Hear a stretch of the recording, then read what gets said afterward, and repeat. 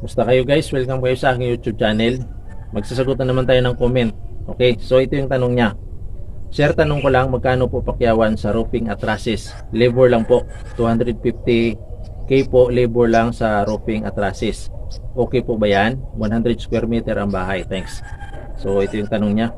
Ang pinapa-estimate niya is 100 square meter na bahay. Labor lang. Tapos may binanggit siya dito na sinisingil na 250k yung labor lang sa trusses and roofing.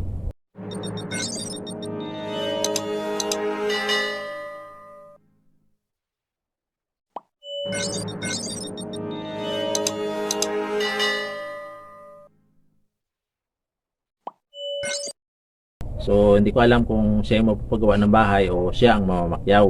250k ang labor at roofing para sa 100 square meter na bahay. So ito yung tanong niya at sasagutin natin to. So para malaman natin kung tama yung sinisingil na labor, alamin muna natin yung mga materials na gagamitin para makuha natin yung isaktong paniningil sa pakyaw ng 100 square meter na bahay na roof at trusses. Okay?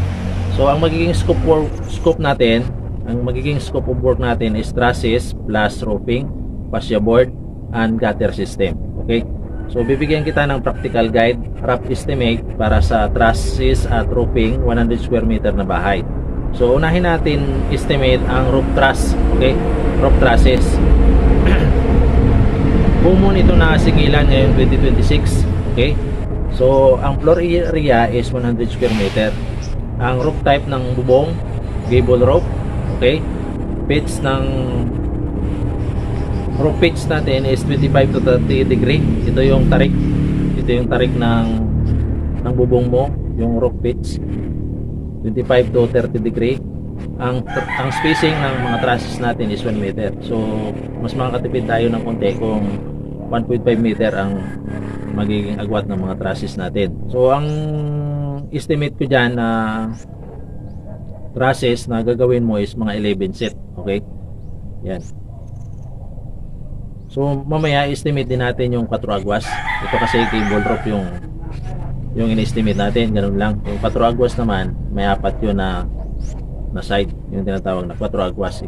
I-compare natin kung magkano yung mga labor noon at magkano din yung labor nito.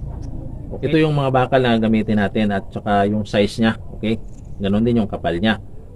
Pwede ka rito gumamit ng tubular o kaya zipper lens. Okay. Yung top at bottom cord, zipper lens 2x3. Okay. Ang karaniwang kapal nito is 0.8 to 1.2 mm. Okay. Wave member, zipper lens, pwede rin tubular nito, 2x2. Okay. Bracing, flat bar. Tapos connection natin, welding lang. Welding yung karaniwang ginagamit. Okay. So ito yung bilang ng mga tubular o zipper lens na gamitin mo. Okay. Estimated steel quality, item natin, zipper lens 2x3 by 6 meter, 60 pieces. Zipper lens 2x2 by 6 meter, 40 pieces. Angle bar o flat bar. Ito yung bracing ha, pero flat bar okay na dito, 23 pieces. So estimated cost niyan ng trusses materials is 145,000. Okay? Yung labor nito o fabrication and installation labor is 45 to 50,000 ang ilalaan mong labor para dito. So ang magiging total mo sa trusses lang, trusses pa lang to ha, is 195,000. So ayan, nakuha natin yung labor. Isusunod natin yung bubong. Ang gagamitin natin is pre-painted GI na long span o 100 square meter. Ito yung floor area o ito yung area ng mga pader mo. So magdadagyag yan kasi maglalagay tayo ng roof pitch, yung tarik nya, tapos mayroon pa tayo dito na may overlap pa tayo na ang overlap dyan is mga 0.75 meter. So ang magiging area ng bubong mo dyan is 130 square meter yung magiging area ng bubong mo. Okay? Ito yung materialis na magagamit mo dyan sa bubong mo, sa bubong mo na. So long span roofing, kailangan natin is 130 square meter. Ang ridge scroll natin is 11 meter.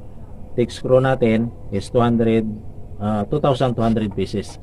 insulation natin, optional lang naman to. Pwede mong di lagyan, pwedeng lagyan. So 130 square meter. Okay.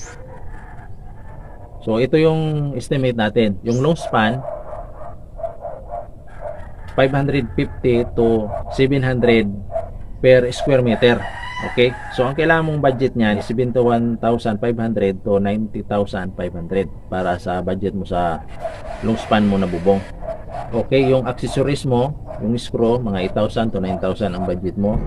So ang magiging labor nito, yung installation labor is 25,000 to 38,000. So ang magiging budget mo, total budget mo para sa long span na bubong mo is 100,000 to 130,000. Okay? Mamaya i-total natin yung mga labor kung magkano yung labor total sa roofing at trusses. So ito na. Yung grand total ng trusses at roofing mo, yung scope natin, steel trusses 150,000 to 200,000. Yung roofing natin is 100,000 to 130,000. So ang estimated natin total materials at labor is 250,000 to 340,000. Okay? So mamaya kwentahin natin yung kabuang labor kasi labor lang naman yung tinatanong mo. Okay? Sa fascia board natin, so metal fascia, pre-painted aluminum, pwede rin yung fiber cement board. Ito yung estimated na quantity. Okay? Yung perimeter natin is 40 to 43 linear meter. Ito yung presyo at item. Okay?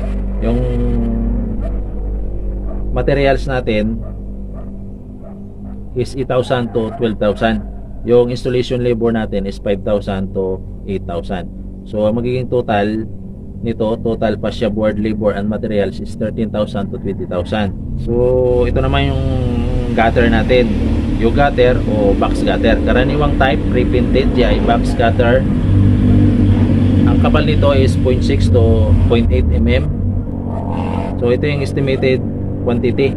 So 30 to 37 linear meter ang kailangan mo. Yung presyo ng material natin is 18,000 to 25,000. Kasama na yung downspout nito, okay? Tapos yung accessories natin 6,000 to 9,000.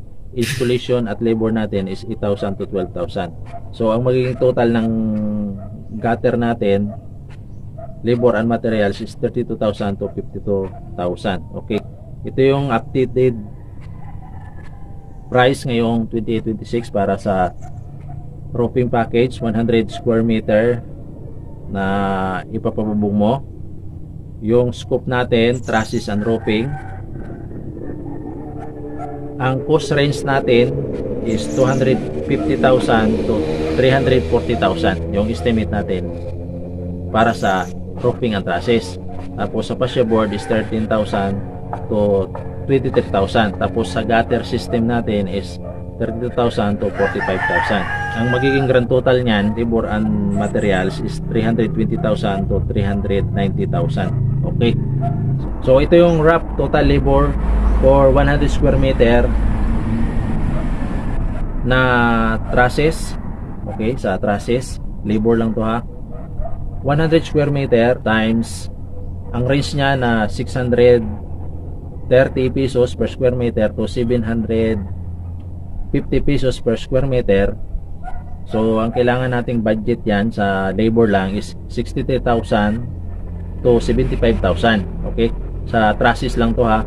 Tapos sa roofing installation na 130 square meter roof area, okay, 130 square meter times 50 per square meter yung singilan na, yung singilan nito 50 pesos per square meter to 80 pesos per square meter. So ang magiging labor niyan sa pag-install ng bubong mo is 6,500 to 10,400. Sa gutter naman at fascia board, okay, ang tansya natin mga 40 to 45 linear meter yan. So ang magiging range ng singilan dyan para sa gutter at fascia board is 150 pesos to 300 pesos per square meter. So ang magiging labor niyan is 6,000 to 30,500. So ito na yung kabuang estimate natin na labor cost sa trusses plus roofing plus gutter plus fascia board. So ito 75,500 to 110,000. Okay. So ayan, 75,500 to 110,000 rounded. Okay, ito yung magiging labor mo na ibabayad mo doon sa namamakyaw sa 100 square meter na area ng bahay mo. Okay? So 250 medyo mataas yun. So, hindi natin alam kung ano yung mga dahilan nila kung bakit mas mataas sila. May mga dahilan yan kung bakit mas mataas yung paniningal nila. Halimbawa, kumuha pa sila ng mga tolls. Okay? Tapos yung scaffolding na gamitin nila, nirerentahan din nila. So dinadagdag pa nila yon. Okay? So ito kasing estimate ko, materials and labor na to.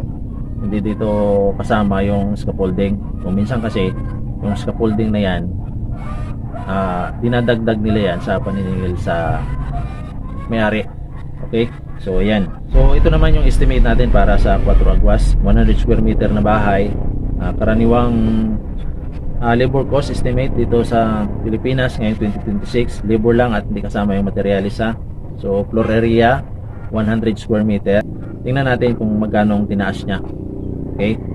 Sa trusses and labor, fabrication plus installation, hip roof trusses mas komplikado dahil sa mga hip rafter at mas maraming cuts at mga koneksyon. So ito yung estimate na labor cost, 700 pesos to 850 per square meter, depende doon sa roof area. Okay, so i-times natin yan sa 135 square meter. Ang labor para sa trusses mo is 95,000 to 115,000. Labor lang to ha. Tapos sa roofing installation mo, labor, metal, long span. Okay, ito na estimate natin, 60 pesos to 90 pesos per square meter. So times natin yan sa 135 square meter. So 8,100 to 12,150. Okay? Sa gutter mo naman, fascia board installation. Okay?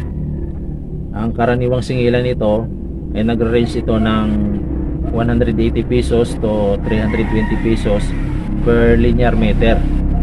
So times natin yan doon sa 180 pesos times 45 per linear meter. Ang magiging range na isisingil natin ay 7,200 to 14,400. So total estimate cost natin sa hip roof, okay, sa trusses natin is 95,000 to 115,000 pesos.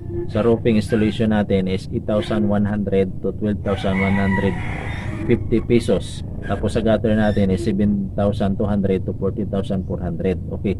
Ito yung kabuang labor overall na kabuang labor para sa hip roof o 4 Aguas is 110,000 to 142,000.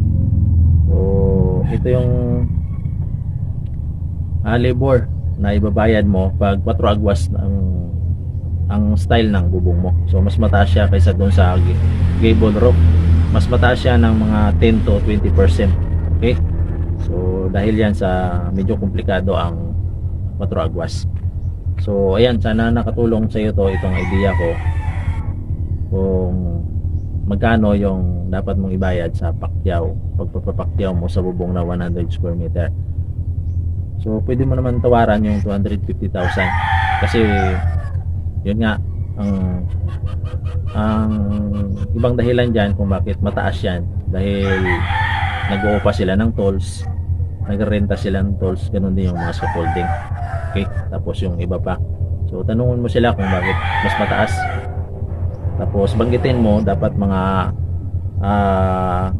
110,000 lang ang labor.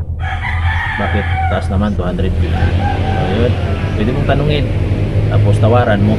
Tapos mapaliwanag naman nila yun. So ikaw yung namamakyaw. So ayan, may idea ka kung magkano dapat yung singil mo, isisingil mo. Okay? So pwede mong tataasan ng konti lang